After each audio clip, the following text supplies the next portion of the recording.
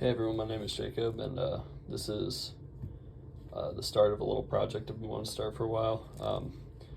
Just been looking at a bunch of EDC channels on YouTube, and really like what they're putting out, but I want to try something a little different. It's going to be a mix of kind of traditional review and,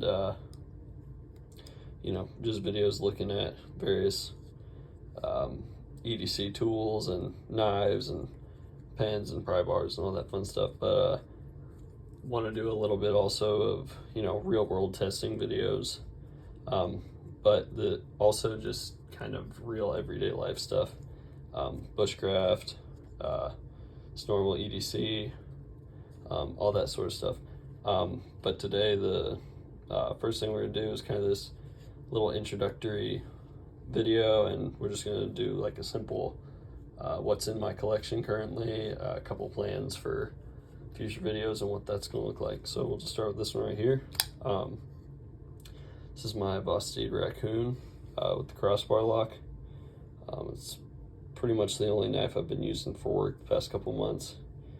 It's pretty beat up, probably needs a little bit of a sharpen, but it's been really good for me so far. Brown micarta handles, 14C28 and steel. Pretty tough, takes a really good edge. Yeah, this has been one of my favorites for a little bit now. Pretty affordable and pretty good bang for your buck. Guess we'll just start with some of the cheaper stuff. We'll just kind of put it all out here. Not really my top tier of the collection stuff, but still some pretty okay stuff. CJRB Ria, super snappy little knife. This one's also been used pretty much. Not too much to say about this one. I think it's like 12C27 steel or something.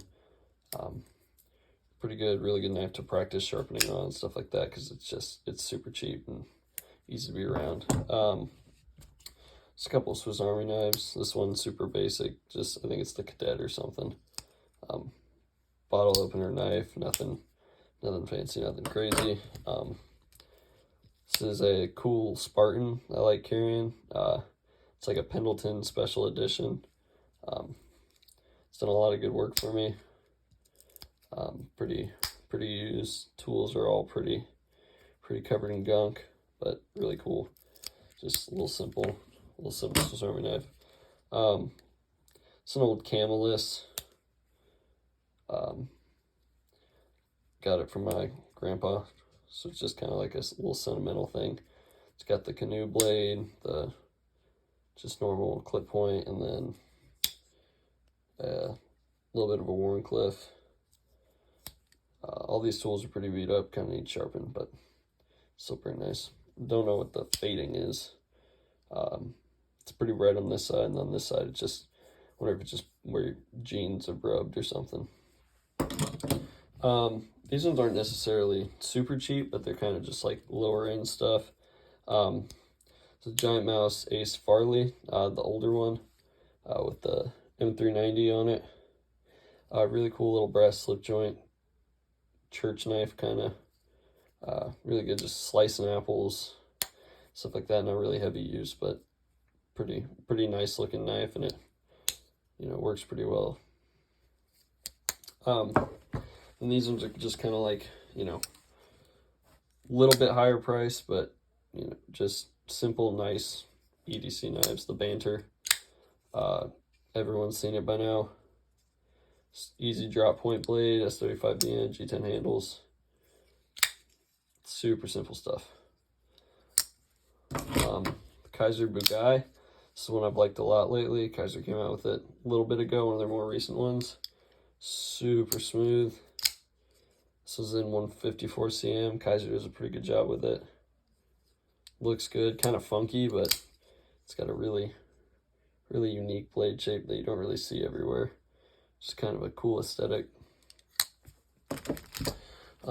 These are all kind of my higher price knives. This one's kind of, I guess, the last lower price one. It's a Great Eastern Cutlery farm and field tool, black micarta handles. It's a pretty good user. I kind of just like a little carry in public, don't scare people kind of knife. It's pretty cool. I like it a lot. And I guess I'll just mention a video idea coming up. Next I have Jack Wolf Pioneer Jack. Just got this one a little bit ago. Comes with a super nice leather slip. Really cool packaging. They always do a really good job with these. But this is the Pioneer Jack. I got the one with all DLC jig titanium. It's an S90B. Super good, super slicey. Been carrying this one a lot lately. And I got a Case Sodbuster coming in, and there's going to be kind of a comparison. Just Case, you know, has been in the game for a while. Great Eastern Cutlery kind of makes like nicer slip joints, nicer styles, but still pretty, you know, rudimentary. It's just got 1095 steel, super simple stuff. Kind of goes for the old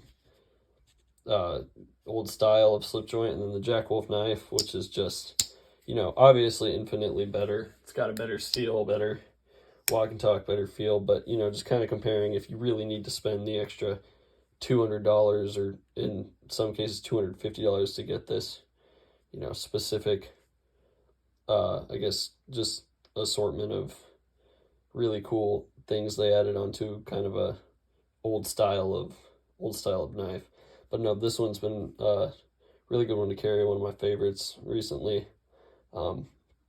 Yeah, it's definitely got a lot of pocket time. Yeah, so that's the Jack Wolf knife, Pioneer Jack, and then Great Eastern Cutlery Farm and Field tool. Now we're getting into, you know, I don't have a huge collection. It's not all super expensive stuff, kind of keeping it a little bit small right now.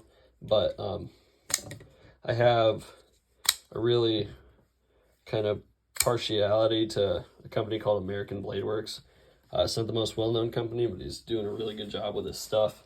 This was the first one I got. I'd been seeing him for a while and checked it out, picked one up on secondary. Just got a green G10 handle with the ABW Model 1 frame lock. Really cool, pretty good work knife, as all these ones are. It's got the blade has got like milled grooves in it. Really nice, really cool. This is an older one in 20 CV, but just the fit and finish on them is immaculate. I've only had to tune it up a couple times.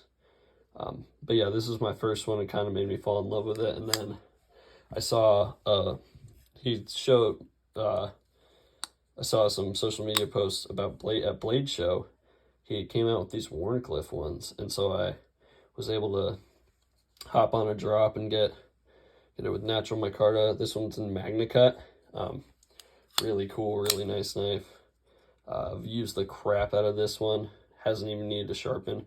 This one doesn't have the grooves, but it's still got a pretty good belt finish line that I really like. Definitely carry this one a lot. And then this one's kind of got a little special spot. I really like the Model 1. It's a great platform, a great knife. And I saw they were coming out in MagnaCut. And, you know, didn't really want to spend the money on one. It was kind of, was able to afford it, but was looking at some other stuff. And they dropped on River's Edge Cutlery. And one of my really good friends, she picked it up for me. It's definitely got some use, as you can see on the clip. It's also got those grooved blades, and this one has just been an absolute beast. Really cool knife, one I'll definitely keep forever probably.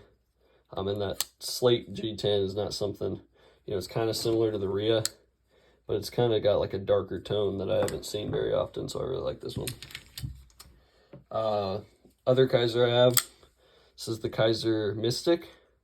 What's really cool about this one, this was kind of my first premium Kizer. Titanium, micarta. The coolest part about it is it's in Rex 45 steel. It's not something you see super often. I haven't seen it on anything other than Spyderco's. And the fact that they were able to, you know, this is with Paul Munko. He's got a lot of cool designs. But the fact that they did a knife like this, a pretty sizable knife, pretty big, like I think it's 3.75 inch blade. Really good micarta. Kizer always does a great job with their designs. It's got a front flipper, but it kind of sucks. But I use the thumb stud anyway, and the Rex 45 has performed great. Just really cool knife. Now we're kind of in my top threes. These are kind of the ones that I saved up for a while. First being this ProTech TR3. Actually, two of these I won in a raffle. Paid a little bit of money to get the spots, but it was, really good luck, and really good thing for someone like me who maybe can't, spend thousands of dollars on knives just to be able to hop in on a raffle and get, a pretty premium knife. This is Operator in Crewwear. It's definitely been used, got scratches and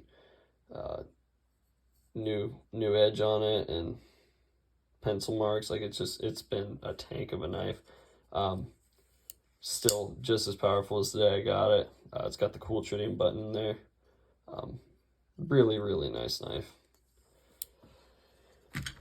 Then the Monterey Bay Knives Rosalinda.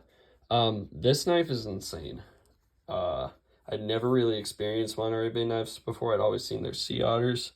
Hadn't really messed with any of their production stuff until pretty recently. But this thing is probably the smoothest knife I've ever handled. It's just fall shut. And it's in ZDP 189. It's in a really, solid, good steel. It's a Ray Laconico design. I mean, pretty obvious. And then it's got this really cool, I think it's a Zerk blasted titanium. And it's a beast of a knife. The ZDP 189 is laminated. That's what this line is. Not really sure what the outside steel is, but it does not really matter to me. It's a stainless, I know that. But it's the swedge. It's really cool. It's a really simple design. Ray Laconico is kind of known for that, but it's a really just decent design. It's, the sharpening choil isn't my favorite, but I can look past that just for how buttery smooth this is, and I've beat on it. I've used it pretty good, and still super sharp, still super smooth. I haven't had to twist any screws or anything. The clip is pretty good. There's a little bit sticks out of the pocket, but I'm kind of okay with that. I really like that. It's kind of the same on the American Blade Works, and I'm okay with that. If the knife is secure in my pocket, that's really all that matters to me. Now, the last folding knife in my collection, but definitely, super popular. Everyone knows it, the Sebenza. A lot of people wish it was, a little more fall shut, a little more flicky. I really, really like that it's solid. It's super smooth. It's not like you can flick it open. I just messed it up there, but you can flick it open, but it's really not meant. It's a work knife, and it feels really nice. It's really just got this one recently. The clip's kind of the same thing. Some sticks out. But it's a fantastic knife. I don't know why I waited so long to pick one up. Got it on secondary for a pretty good price. This was another one of the raffles. I think I put probably 100 into the raffle, and I won it. So, put some money into it, but it was definitely worth it. 100 isn't that much money, but, for a Sebenza, that's pretty dang good. Now, the last two are fixed blades. I know not a lot of people are fixed blades, so I'll show everyone the crappy one first. It's going to be a video on this knife. I'm going to get a couple more in, and I'm going to show you guys why this is a great knife. This is a Cold Steel Mini Pendleton Hunter. It's an AUS 10A. It's a crap steel. It's got a crappy sheath, crappy handle, and it's amazing. I have used this thing to cut wires, just whittle, skin animals with it, everything. And it sharpens up easy. Sure, there's chips. No one cares. This knife is meant to be beat. It's like $30. It just slides right in your pocket or on your belt. The handle, although it's made of cheap rubber, is actually really comfortable. It is just a really, really good knife. I don't care how bad the materials are. I will be buying more of these, and there will be a full testing video on this knife specifically. It's got, the sheath is crap, but it's secure. It's not going anywhere. And, you know, Cold Steel is, you know, just known for knives that take a beating, and this one definitely has. Then my second fixed blade, it's my last one. I need to get a few more. This knife is amazing. There will be a video on why bushcrafting knives are so useful and what, you know, how much you can actually do with a knife like this. This is a Bark River bushcrafter. I don't remember exactly what bushcrafter. All I know is that it is a bushcrafter. It's in CPM 154. It's been a fantastic steel. I've batoned with this. I've cut so much crap with it, and that convex edge just stays so sharp. Custom handles from a guy on Facebook. It's this crazy micarta, really comfortable. Just you can really good chopper. It's good for cutting and whittling and everything. Really cool knife. Definitely one of my favorites. Kind of Bark River does a really good job with their sheaths. A lot of people don't like them, but I really, really like this sheath. You know, guys, that's pretty much it. That's all I've got right now. I'm gonna work on expanding the collection. You know, I got more EDC stuff that might be a separate video, but just wanted to start out with a simple collection video, just kind of showing what I got. Some videos will be coming up. Comparison with these slip joints. Gonna try and do a bushcraft video with this thing, and I'm gonna mix some stuff in here. There's some of it's gonna be vlog style ish. You know, building my set for this will probably be a video, building the little camp and where we're gonna use it. That'll probably be its own video. I'm gonna try to mix in some stuff that's not just like table EDC reviews. I know that's what a lot of people like and what a lot of people want and what the YouTube algorithm wants, but I'm not doing this for money or views. I'm just doing it because it's fun. And you know, stuff like this is good for the community. I just kind of want to contribute in any way I can. So yeah, this is just a good little synopsis of what I've got right now. And yeah, hope to see y'all in next few videos, and we'll come up with a name for the channel at some point. Might already be up by the time I post this video. But yeah, have a good day, guys. My name's Jacob, and hope you are able to enjoy what I'm going to put forward for you guys.